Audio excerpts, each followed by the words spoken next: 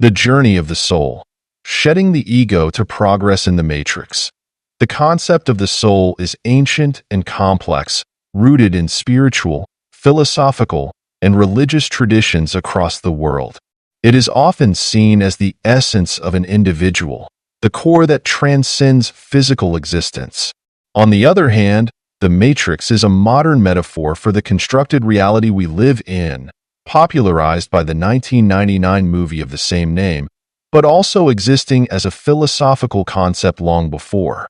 In the context of spiritual discourse, the matrix represents the illusionary aspects of the world, the distractions, and the barriers that prevent us from seeing the truth.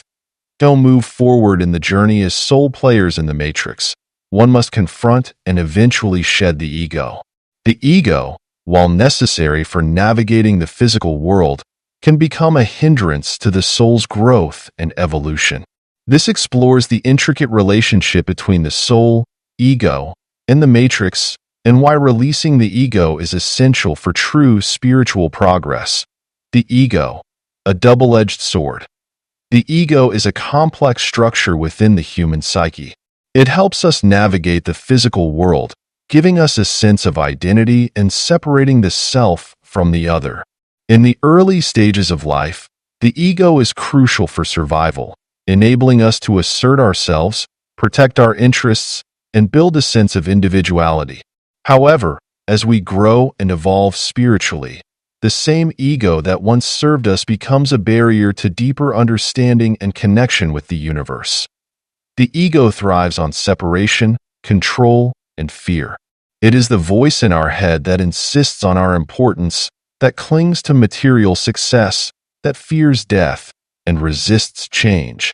It is the part of us that needs to be right, that compares ourselves to others, and that creates conflict both internally and externally.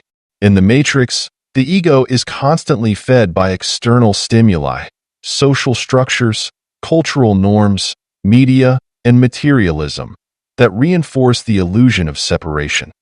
However, the soul's journey is one of unity, love, and expansion. To progress on this path, the ego must be transcended.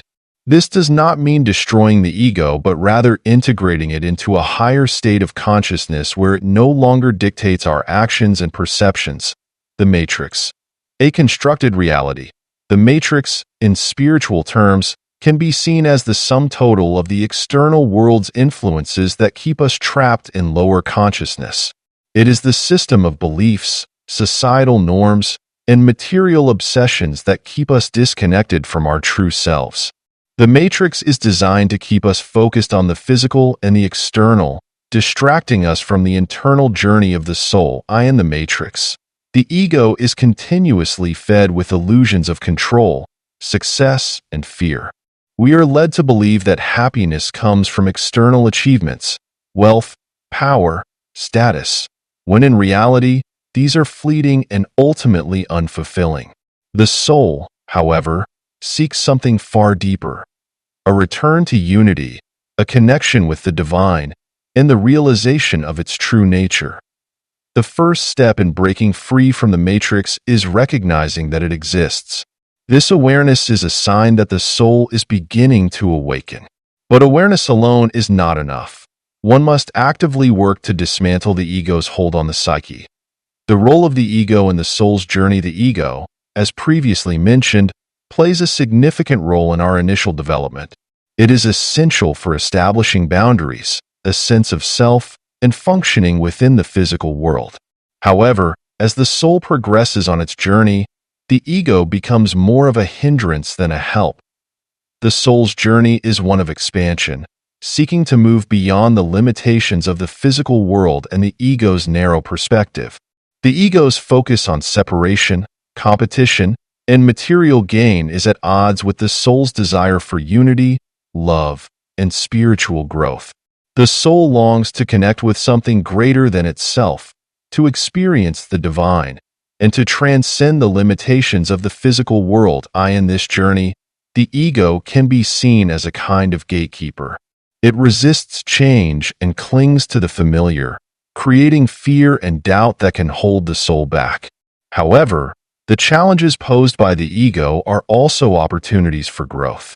By confronting and transcending the ego, the soul can achieve a higher state of consciousness and move closer to its ultimate goal. The process of shedding the ego. Shedding the ego is not an easy task. It requires deep self-awareness, introspection, and often a great deal of suffering. The ego is deeply ingrained in our psyche, and it can be difficult to separate our true selves from the ego's influence. However, there are several practices that can help in this process. Mindfulness and meditation. These practices help us become more aware of our thoughts and feelings, allowing us to observe the ego in action.